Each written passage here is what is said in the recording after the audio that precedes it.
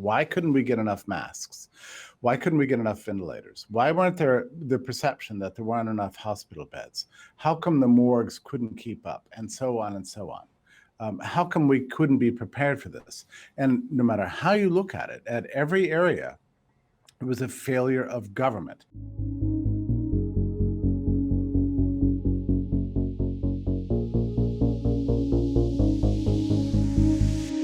I'm Dave Rubin, and this is the Rubin Report. Reminder, everybody, lockdown is more fun with friends and ad-free video and podcasts, so please consider joining us at rubinreport.com.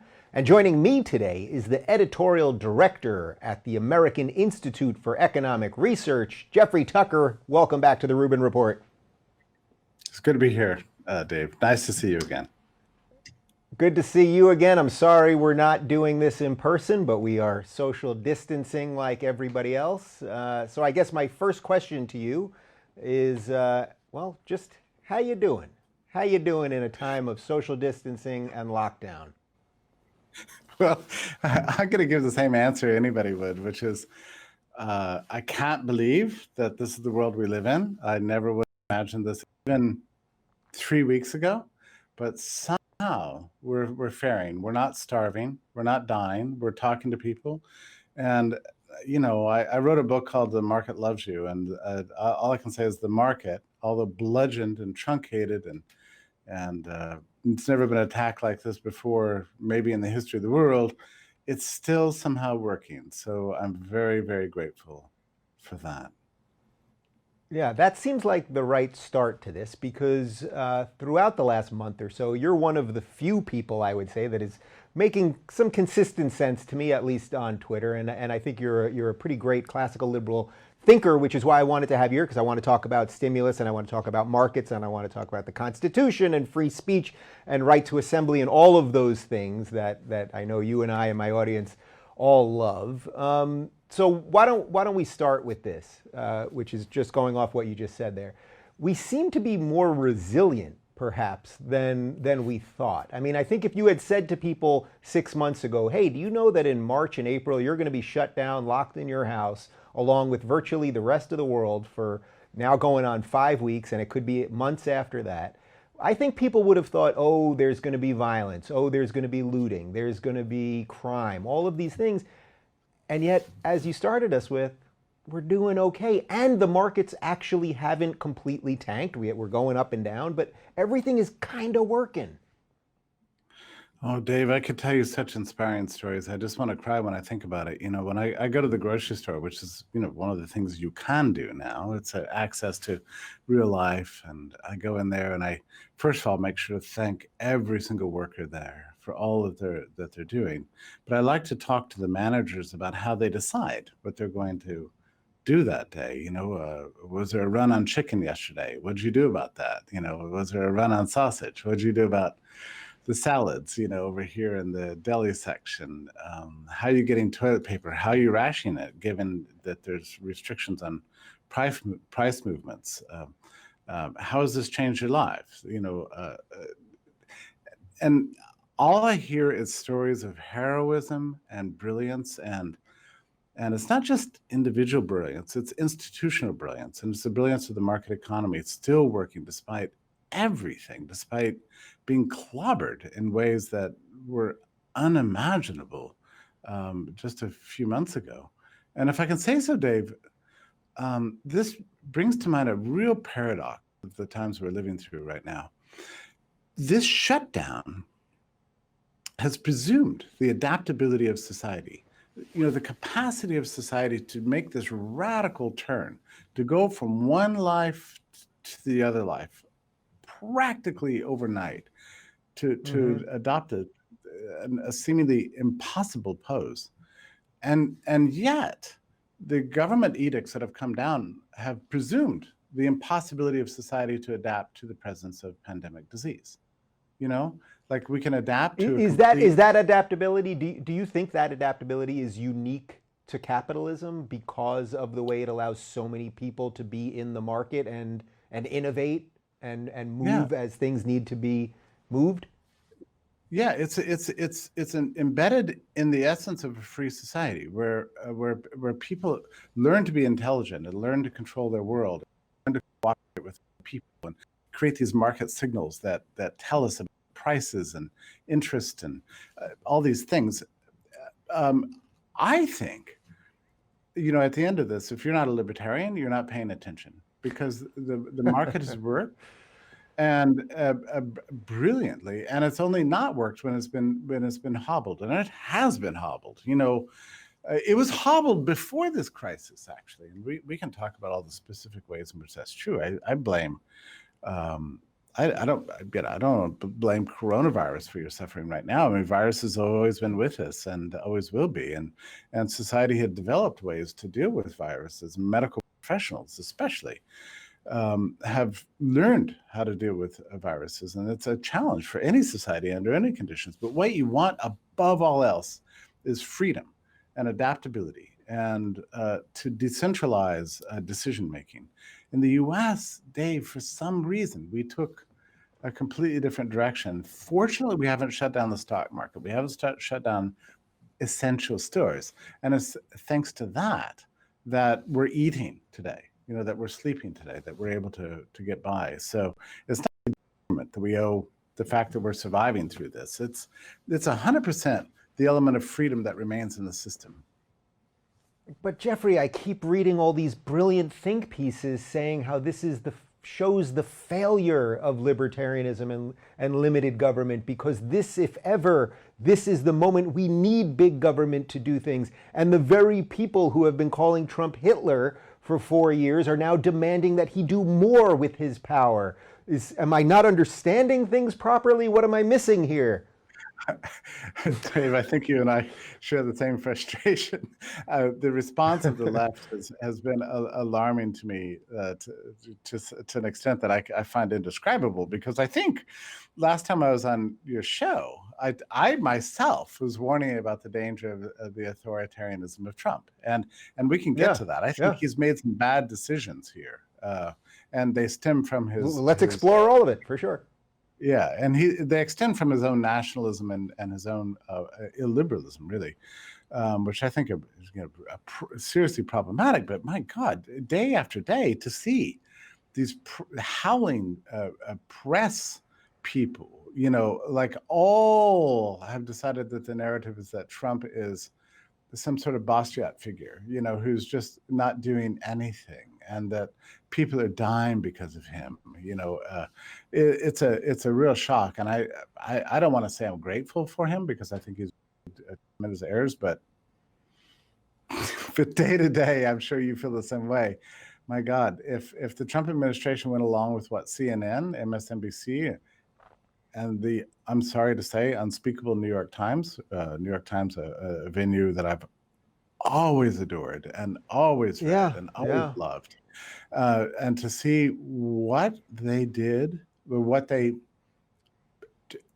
helped enable, I just don't know. If there's any such thing as moral culpability, I think, I'm so sorry to say it again, it breaks my heart, I think the New York Times is morally culpable for what's happened to this country today.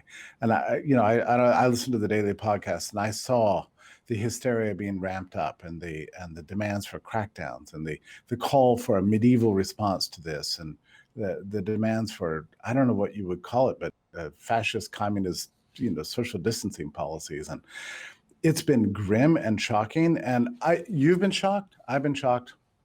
I don't know what to say. So it's so interesting that you're as concerned about the media element as I am, because it seems to me that we're fighting two viruses right now. We all know about the coronavirus and how to fight that, but the misinformation virus that is now permeating throughout the media, and it's New York Times, and it's Vox, and it's CNN, and the list goes on, is making it almost impossible for any of us to have what I would say is a sane conversation, because we're all dealing with different sets of information.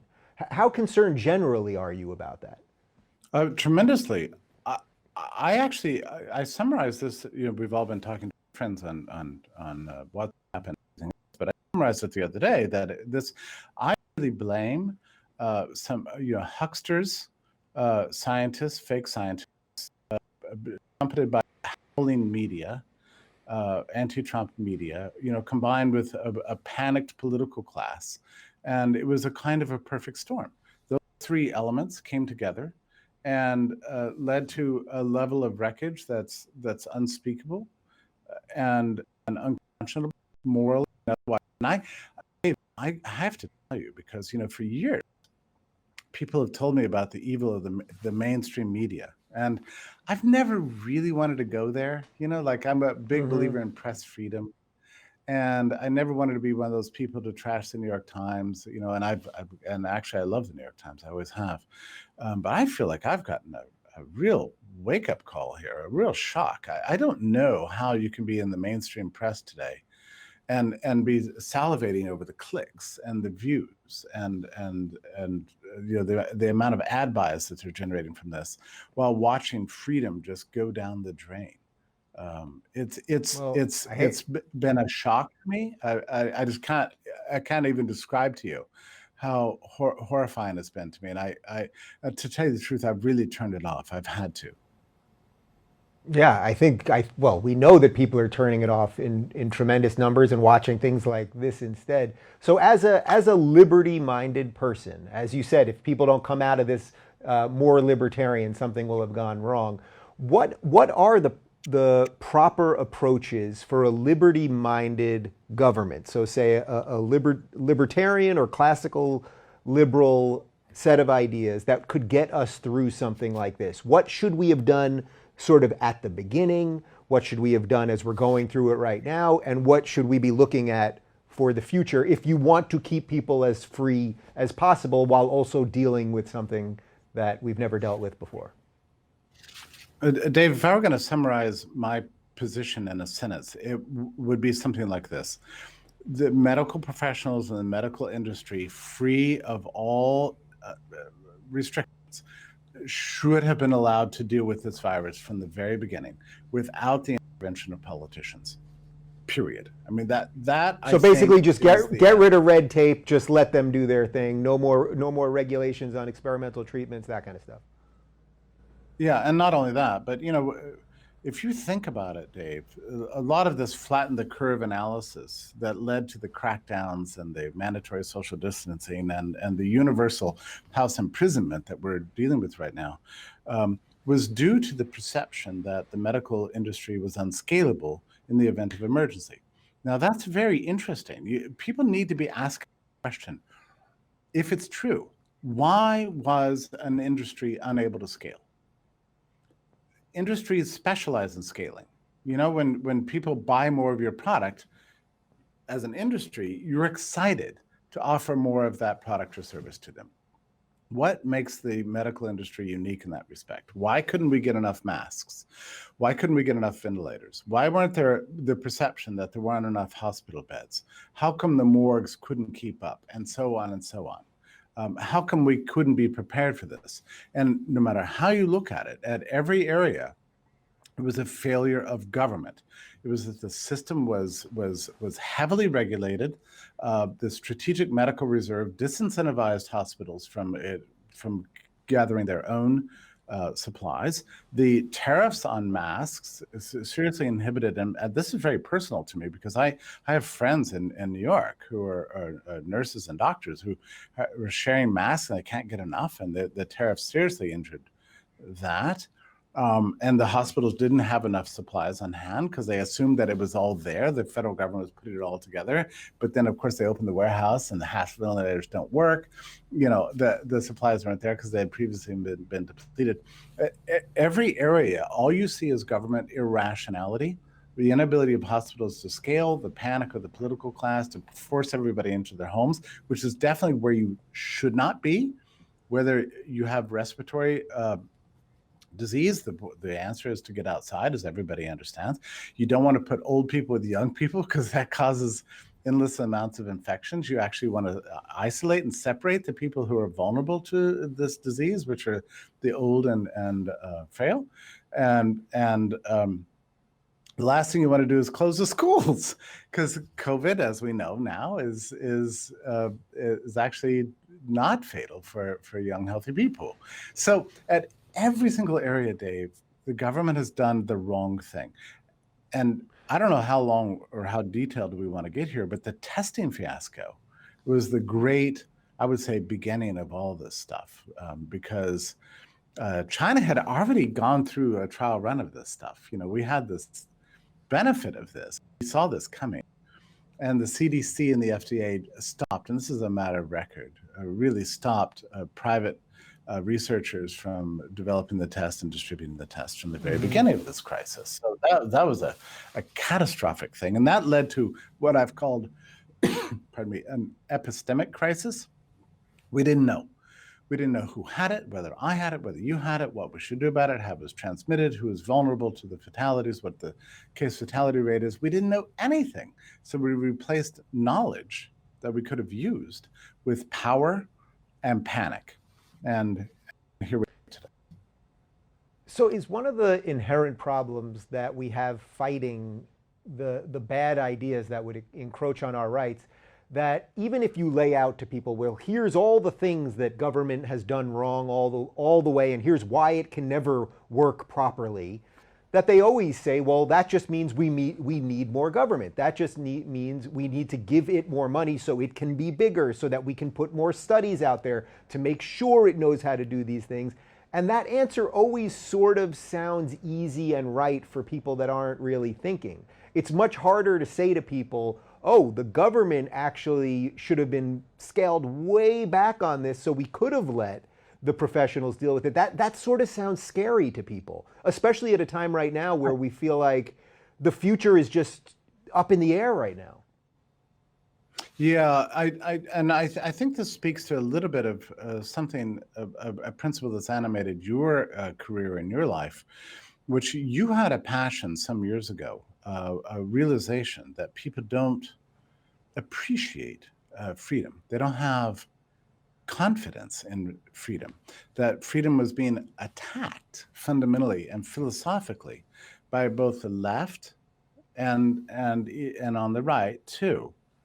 And I think you worried about that. You actually asked yourself a very important question. What happens in the event of a crisis where we need freedom more than ever, and yet we don't have the intellectual foundations in place, where there's not a cultural love of this thing we call freedom, or much less an understanding of it? What happens then? And I think that was a very interesting perception that you had several years ago, that you really dedicated yourself really hard to this problem and tried your best to do something about it. But I think what we're seeing right now are the results of a culture that's forgotten the meaning of freedom. If you lose that, what do you replace it with? You replace it with the police state, with something planning, not good, with chaos. Yeah. So right now, as we sit here all sort of trapped in our houses trying to figure out what to do, how concerned are you about some of those basic freedoms that we're talking about? I mean, right now, the right to assembly, for example, we cannot assemble together. You can't get 10 people in a room to do anything. We had our bizarre mayor, being nice, de Blasio in New York City, say that if he found temples or churches that were having any gatherings, they could be permanently closed. Now, again, I'm all for the 6-foot social distancing, if that's what the professionals are telling us, but the idea that we could permanently close these things and we can't assemble, or our right to free speech, in that we know that even right now, big tech is removing blog posts that run counter knowledge. That's not necessarily the government stepping in and doing it, but just if we look at just some of our key freedoms, assembly and speech being the two at the moment, how concerned are you that we're just going to sort of put them aside throughout this, and then it'll be 6 months later and we'll go, oh, we had those things? Yeah, I think anything is possible right now, Dave, and anybody who says otherwise hasn't been paying attention over the last couple of weeks. There's no chance. So before we met up just now, I looked back at what I wrote January 27th, because I wrote an article warning that the quarantine power could be used, and explained why this is a very, very bad idea. But even in that article, I imagined something like this, that the government would set up like quarantine areas, which in fact they have done, and they would come knocking on your door and grab people out of it, maybe one family at a time, and put them in the quarantine area, or that they would target maybe neighborhoods and round everybody up and put them in paddy wagons and put them in the quarantine area. But even January 27th, I never imagined that governments of the world would put everybody under what amounts to house arrest. So the fact that this has happened, I would say at this point anything's possible. I worried because we put out a book last week called Coronavirus and Economic Crisis, a book put out by American Institute for Economic Research, and I put it on Amazon. And I got to tell you, I was worried. I was worried that Amazon would take it down. So I printed separately lots of copies independently with an independent publisher, and started making it available on the website just in case that we face massive censorship. I actually, if I were going to describe it, I would say we're like that close. And once you get rid of, and it's very interesting to me that you use this word right. You've been using this repeatedly, our right to assemble, our right to associate, our right to speak. A right is not something that's contingent. It's something that you actually possess. It's not granted to you by the government. It's something you own by virtue of your humanity. It's hard to talk about rights in these times. And we don't apparently have the right to our own property because the government can shut down our business on grounds that it's unessential, right? We apparently don't have the right even to leave our homes. So once you take that away, I mean, Dave, I don't want to be alarmist about this or anything, but look, from a philosophical or intellectual point of view, we are living the practical reality of what comes very close to being a totalitarian state right now. Fortunately, thank you, political leaders, you're letting the grocery stores work. Fortunately, they're private. Thank you for letting us have pharmacies. They're private entities too.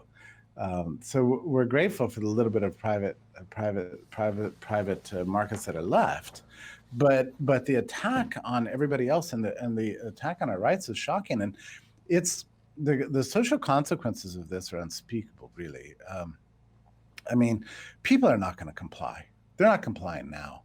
I'm sure you know this. In fact, you've probably attended them, but there are speakeasies and all over New York City popping up where you can go to dinner and gather on more than 5, more than 10, even 30 people, and they're drinking, they're having dinner together. They're in defiance of the law.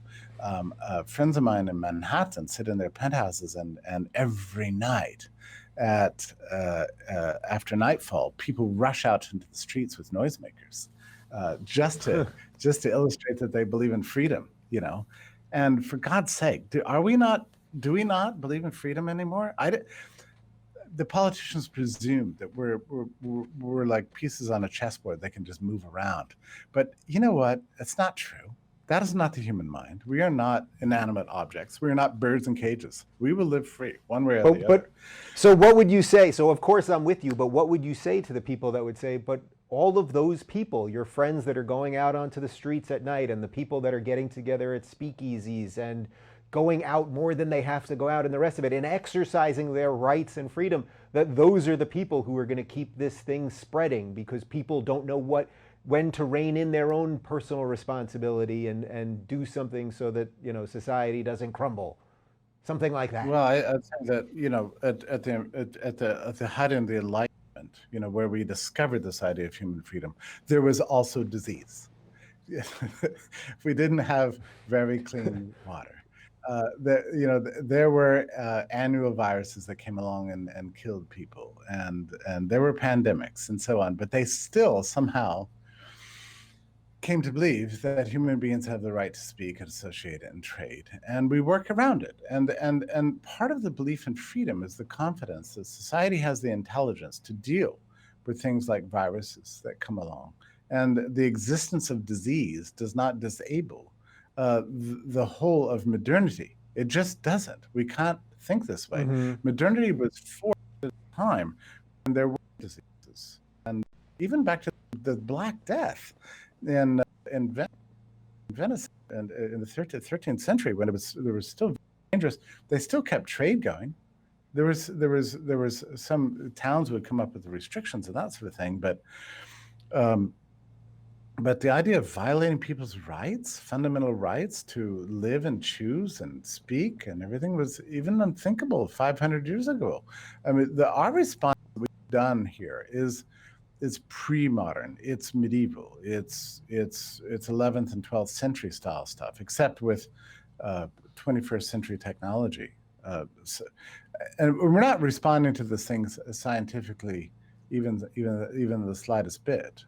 The response by the political class, and I mean from about March 15th onward, was nothing short of mystical, superstitious. It was a panicked response. Let's just throw everybody in a cage of their own creation and punish anybody for coming out of it. And I totally forgive people who are going to these speakeasies. You could say that's prudent, they shouldn't be doing that, but for God's sake, people exercising their fundamental rights, I'd say we need more of that, not less of that right now. Do you think that's partly just human nature, that so many people just operate purely in fear? So, like a month ago when we had that 2-day window where suddenly everything shut down out of nowhere, they announced the entire NBA season was canceled, and then they canceled all these public events, and everything sort of happened within a 2-day thing, that there becomes this odd rush to cancel because you don't want to be the one guy who's going against the crowd, right? You don't want to be the one guy who says, no, we're not going to cancel our season. We're not going to cancel all of our things. We're going to wait it out a little bit, knowing that the risk that you take of being just destroyed by the media and everything else on the other side is probably worse than just going along with the crowd, with the wave.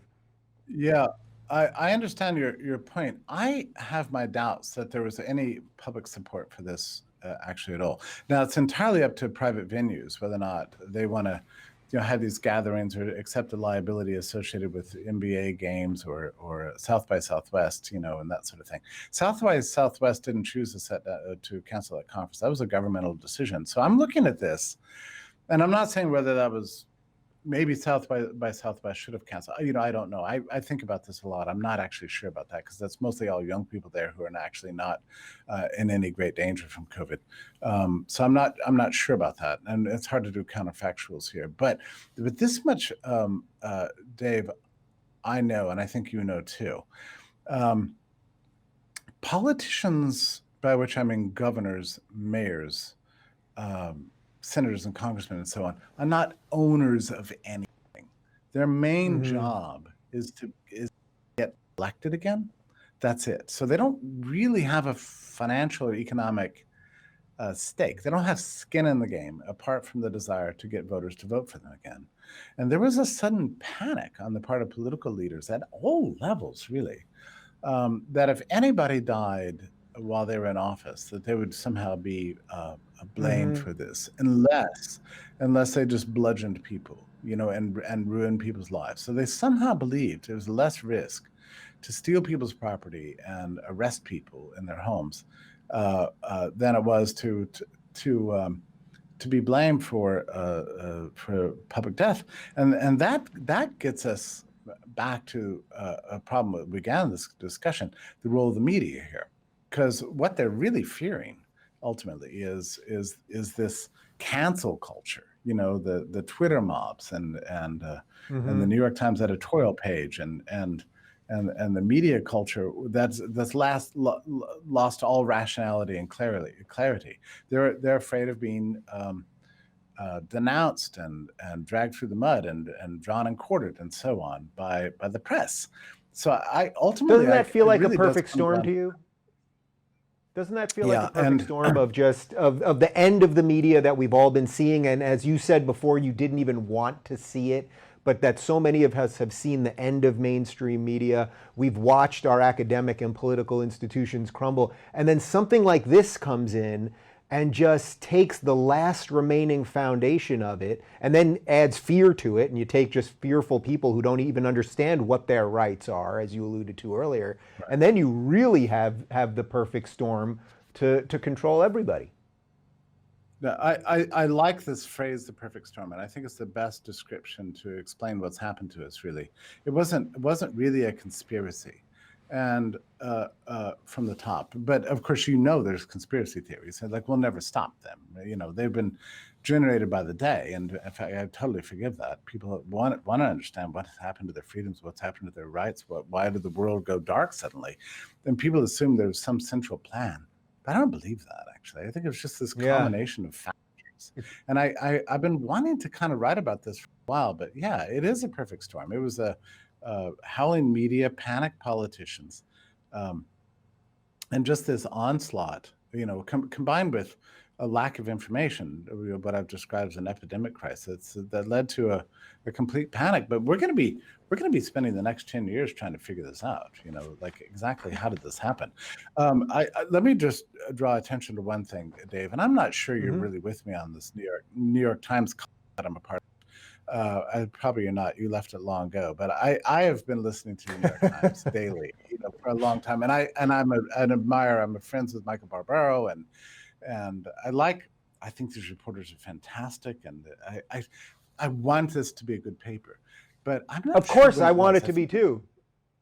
Well, let me just be very clear on that. I want it to be. Every time, even in the last few days where I've had to go after New York Times people, just in the last few days, they did a piece on misinformation in the age of Corona, and they included my name in a chart about a tweet that went viral. And then I tweeted about it. And I didn't even tag the author. I had never even heard of him before. But then he tweets back at me and says that I wasn't even mentioned in the article, even though my name was in the chart in the middle of the article. He said that doesn't count as a mention. And it's like, you guys with all your double speak and nonsense, my name is in the chart in the article. Like, I want them to be good. I don't like it when people come up to me on the street and say, Dave, you're one of the few people I trust. I go, oh man, we're in a lot of trouble. You know what I mean? They just have to be a little less horrible, but they seemingly can't do it. So I'm with you on that, although maybe I never thought they were as wonderful as you did. It's been heartbreaking for me because I think, and I have to look back at the days here, because everything's a fog, it's a fog of Corona, as they say. But I think it might have been early March when the New York Times Daily Podcast, which is listened to by millions and millions of people. I mean, it's beautiful podcast, beautifully produced, a fantastic venue. They have on this reporter, a disease reporter, and he comes on the air and begins to raise public panic. Now there was no panic in those days, and you'd think the New York Times would be like a responsive venue. Usually they're trying to diminish the panic. They're trying to like calm everybody down. That's usually the ethos. This was the opposite. He was going, we're all going to die. Oh my God, you better carry a Purell with you everywhere and spray every single surface with hydrogen peroxide. And if we want to get rid of this, we're all going to have to drop in place wherever you happen to be and live there for 2 months, or else this is going to wipe out the whole of humanity. This is a guy who was saying this stuff, and he has this authoritative voice, and he's very compelling and everything. And I listened to about the third podcast with this guy. Now you get 3 times to take over what amounts to a 25-minute show 3 times in 2 weeks. You better be good. Well, I looked up the guy's background. Is he an epidemiologist? No. Was he trained in medicine? No. Does he know anything about viruses? No. Dave, this gentleman has a degree in rhetoric from Berkeley University. I was going to guess creative writing. Rhetoric is even better. Yeah. So, and he's 66 years old. So I'm thinking about this. What is his expertise? He's got a great voice for radio, and he's some sort of totalitarian. I don't know what else to say, but they gave this guy basically what amounts to an hour and a half over the course of 2 weeks to spout off totalitarian blather and BS to their audience. How much of that do you think is just that the New York Times in this case, because that's who we happen to be talking about, but we can talk about it within a broader media lens, is that they've invested so much time in a Russia collusion hoax, they've invested so much time in impeachment and all of these things that did not work, that in many ways, as Bill Maher said about a year ago, he would be all for the economy tanking if that's what it takes to take out Trump. That they now see a little blood in the water here, and they go, oh, if we have to destroy the entire country to make sure this guy doesn't win in November, we'll kind of do it because we got nothing left. I mean, this is the one that they, it's one we couldn't have thought of, and it's the one that they have left. Well, I'm stunned that you brought up this idea, and I have to admit that it hasn't been entirely out of my mind. I mean, like, I have actually considered this too. It's such a perverse thought. I think we need Sigmund Freud himself to take care of this one. But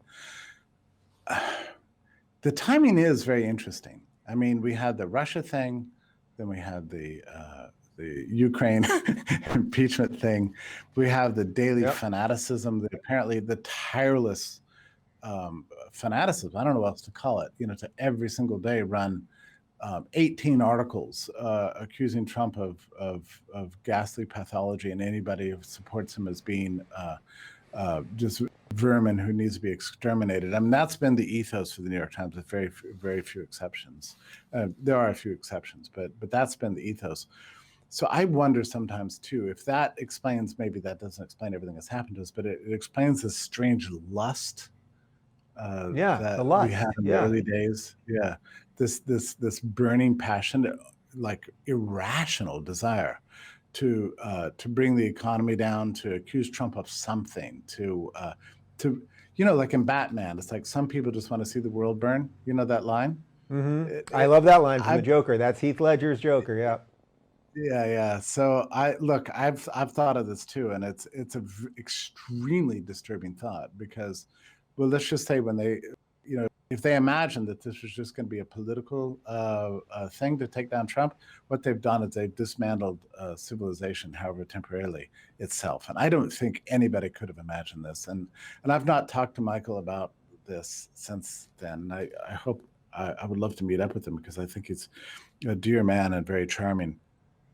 But I wonder if even he is startled about what he's unleashed. And by the way, I'm not sure that Michael himself is responsible for who his guests are. I mean, like, you pick your guests, but you have full control over the program. Michael is just the host of the program. So I'm not sure Michael bears any moral culpability for what happened to the New York Times. But right. So I don't listen to the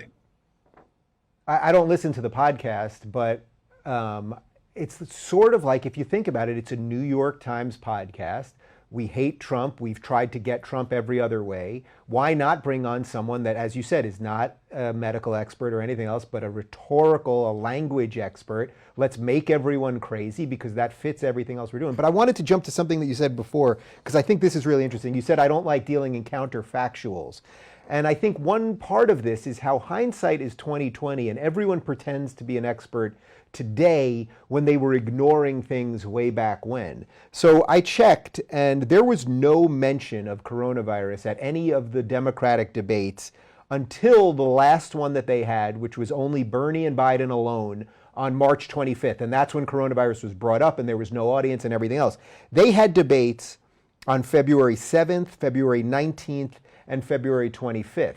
Now, we've got the media running around and all the Democratic politicians, Pelosi and Schumer and everybody, running around saying Trump should have done something in January. We all knew it, blah, blah, blah. It not only didn't come up in any of their debates, but he did try for a China travel ban in January. What do you make of that part of this? That we just sort of look at the people in charge and we pick sort of randomly who and when they should have done this or that, knowing that nobody else did anything either. It didn't come up once. Why didn't it come up in the debate on February 19th, the one right before the February 25th one? If everyone was talking about it, you'd think 6 days before. Nothing. Strange, huh? Yeah, but look, that is a great scoop, actually, Dave. I'd never even thought of that before. I mean, I wrote my first article on this topic, January 27th. I could have written about anything else.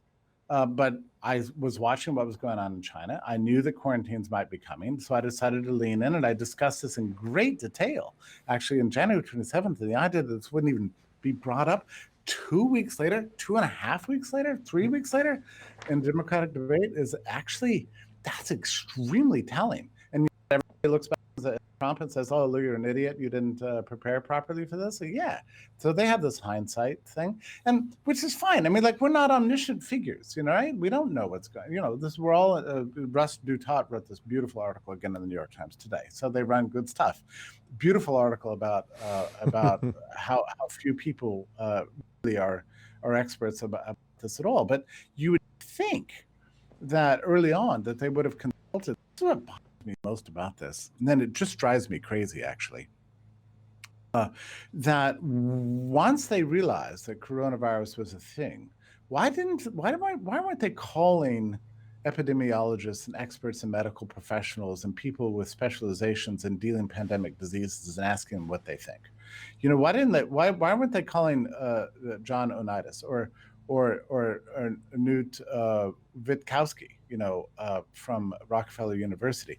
Or why didn't they pay any attention to the 800 medical professionals, epidemiologists, and biostatisticians that signed a letter put out by Yale University begging our nation's leaders and political people to not shut down the economy, to not pursue this locked-in strategy? Why wasn't the press even slightly interested in the fact that 800 medical professionals associated with Yale University wrote a public letter begging America's political leaders to not do exactly what they did? Where has been the press throughout this?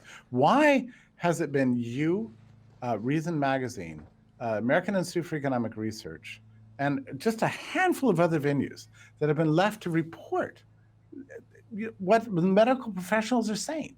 I mean, can you imagine? I mean, I think about a guy like Newt Witkowski. Okay, so it's like 35 years of researching viruses, their transmission, the policy response to them, how they work, what you should do. I mean, this is a serious guy. He's the head, one of the heads of the Human Genome Project. This is his life, and he lives in New York. And this whole world unfolds before his eyes, and the whole world's collapsing around. His phone didn't ring. He didn't get a single email. Nobody asked him. And finally, just desperate and shocked and horrified. How do you spend your life as a professional in this area? And then when the critical moment in your life comes along where the civilization could use your expertise, everyone completely ignores you, and you're just some dude sitting alone. And you have to wait for an independent filmmaker to come along and do an interview with you. Same thing happened with John Oneidas, who had an article in 2005 about fake science that took over the world. He was like a media star. He's exposed fake science his whole life. He's a specialist in biostatistics, and he had a lot to say about this stuff. Nobody asked him. I mean, we destroyed the world without ever consulting the actual medical professionals about this. Not the New York Times. Nobody cared about the actual specialists in this fields who were pleading and begging and trying to find somebody to talk to and get their message out, to the point that Yale University actually had to distribute this open letter from 800 medical professionals, which was subsequently completely ignored by the mainstream press. It's a disgrace.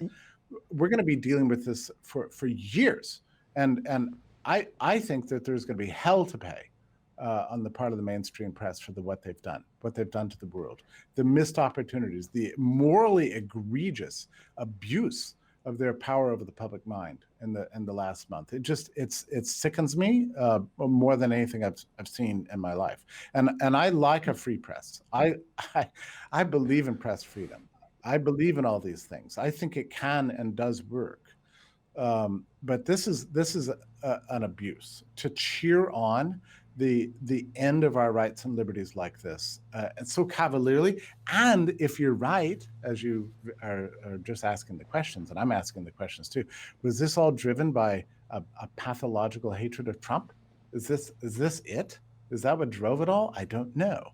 But if that's true, somebody needs to be held accountable. It's so interesting listening to you, because there's a sort of undercurrent of you're a non-alarmist when it comes to COVID itself, and you're trying to figure out how we can be free. And actually, in the last 5 minutes, what really animates your sort of fear factor, your fear senses, is everything else related to it. And I think that is where a lot of people are at. We're at least confused as to the real depth of the fear we should have related to the virus itself. And most people are trying their best to do the best they can and not go outside and the rest of it. But that's not really where the fear is. I actually think that the fear is what you're talking about right now, that it seems like every sense-making machine that we've had is no longer functioning or is trying to manipulate us. We're seeing through it in a very clear way. And that is freaking scary. And especially for people who maybe not my audience that's sort of seen this for a while, or the younger internet audience, but if you're a boomer, not to pile on the boomers all the time, but if you're the type of person that really isn't that checked into this stuff, but now you're really starting to see it, and you're seeing that the future of your life, your retirement, savings, all of these things are going to change drastically. The world that you thought existed doesn't exist anymore. That's, I think, much scarier than actually getting sick at the moment. That's a real flip that you wouldn't hear on mainstream media. No, but you are exactly right. And I knew that this was true from, I would say, probably the first week of March, that the most terrifying thing was not the virus. We deal with annual new flu strains every year, and we have for 150,000 years. Actually, we have medical professionals to deal with this. We have therapies. We have ways to deal with it. I mean, we have tests. We have vaccines. We have herd immunity strategies. We know what we're doing in dealing with disease. When it comes to dealing with a totalitarian state apparatus that's taking away your rights and liberties, as cheered on by a howling, deeply ignorant media apparatus, that's what's really scary. I was writing this morning, Dave, if I can just quickly tell you about this, and I'm sure we all have our own stories, but I have an accountant here at the American Institute for Economic Research who's hounding me for my receipts from March, and I'm busy. I couldn't get to it until this morning. I'm busy. But then you know what it's like to go through your receipts. You've been through there. You've been there before. So now the receipts date from March 1st. So I got to see every Amtrak I took, every restaurant I ate at, the hotels I stayed at, the taxi cabs I took, various things, the glassware I bought for the house and so on. So I had to relive this month, through my receipts. And it was horrifying. I mean, like, I really had a sense that this is the old world and this is the new world. But one day I seized on was March 12th, because I was in the city going to a television interview. And I was there with my friend, Talib Brown. And the city was starting to panic. It was very interesting. And we got there about 10:30, and my interview wasn't really till 4, so I had about 4 hours to kill. So I went to my favorite Irish pub, and we sat down, and there were, instead of open tables, there was suddenly paper on the tablecloths. This is the time when people knew that something was coming, but they didn't know what it was. They knew for sure by this point that there was a virus, and probably it was in New York, but that's not what was really in the air. What was in the air was the fear of the response, like we can deal with viruses, don't sneeze on me, don't cough on me, maybe set my down over there, I'll pick it up. We can deal with that. Okay, I caught the virus, gosh, I'm gonna be down a couple of days and so on. We can deal with that. But the idea of suddenly the Amtrak close, we didn't know what was gonna happen. The streets shut down, the cops arresting people in bars. I mean, we didn't know what was gonna happen. And Talib and I sat there between 10:30 and 11. And I tell you, Dave, what was very interesting, I hope to write about this, but the bars were packed. They were packed, not because people thought life was normal, but they just were certain that life was about to become really unnormal. And they were drinking. They were just gathered around and drinking themselves silly. I said to the person who was waiting on us, I said, have you ever seen this kind of drinking at 11 a.m.? She goes, I've been here 5 years. I've never seen anything like this. People just drinking themselves silly out of fear, not of the virus so much, but of the other thing. of the public panic and the political response. And those hours that went by between 11 and 4, when I finally did my interview, were terrifying, because I just didn't know if we could even get the next train out. And after the interview, we rushed to Penn Station just as fast as we could. And when we got on that Amtrak, we were both just breathing a sigh of relief. And even then, I wasn't sure if the train was going to move. So when it started moving, and I looked at the and I said, I know it's a 2-hour trip, but when that train stops at Hudson, that's when my heart is going to stop racing, because this is terrifying. Yeah, and there's so many versions of this. One of the things that I've been thinking about personally is my grandmother-in-law is 85, lives alone in New Jersey. None of her children or grandchildren live in Jersey. So we've been having food delivered to her, and I have a friend that lives about 30 miles away who's dropped off some stuff. But the idea that, what if the states close their borders? What if you can't get food to somebody? All of these things that we thought these things would never be possible in an American context. The fact that all of us right now are eating home all the time and just hoping that Amazon can keep delivering things. I actually, it's the weird thing, because the silver lining is I think maybe we did need a shock to our system to understand really what is freedom and what is being independent and not so reliant on the system. So I am enthused about that. But I'm also worried that a lot of people haven't ever thought about it before, and then now they're going to suddenly think about it, and then who knows which way they'll go, because they might just put their hands up and say, no, just help me, government. Please do everything for me. I'm just completely incapable of doing anything. I wonder what the response is going to be, and I think that's partly your job and partly my job in the days and weeks and months coming, if ideas matter at all, getting out the message of freedom and liberty and prosperity and safety through those things is, I can't imagine more important work than that right now. I mean, it's going to require voices like yours to get that message out there, to help people understand and make sense of what's happened, because philosophy doesn't just come automatically. People need to be able to hear a body of ideas and connect it with their own experience. And if we do this right, we can make a difference, I believe, because the reality is all around us, but it needs interpretation, understanding. It needs a body of thought to connect it. And we're all struggling with that messaging. I mean, my messaging is like, why didn't they leave it to the medical industry and to society itself to handle, instead of having the politicians take over? Because it's the politicians and the regulators that have ruined the world. I mean, they've took a bad thing, which is a virus, but actually not the first virus and not the last one, and turned it into a calamity for civilization. That's not a good thing. And I hope that coming out of this, we're going to put massive restrictions on the political class. I mean, I don't mean just a constitution you look at because it's framed on your wall. I mean something that's really binding, that makes something like this impossible, so the court system actually works. So if a mayor tries to lock you in your home again, the courts will say no, and then suddenly he's out of power. I was like, that's the kind of system we need. We need massive deregulation. In the medical world and in the labor markets, in every area. You mean you don't think it's a great idea that you don't think it's a great idea that my mayor here, Eric Garcetti here in Los Angeles, is asking us to snitch on our neighbors if they're doing something they're not supposed to do, and we might get a reward for it?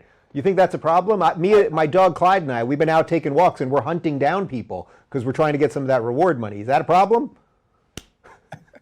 I hope that people will reflect on basic humane values going forward, like decency towards each other and freedom, and that inner moral sense that we all have will prevail over our desire to destroy each other. I really do hope so. Jeffrey, I think that's the right way to end an interview.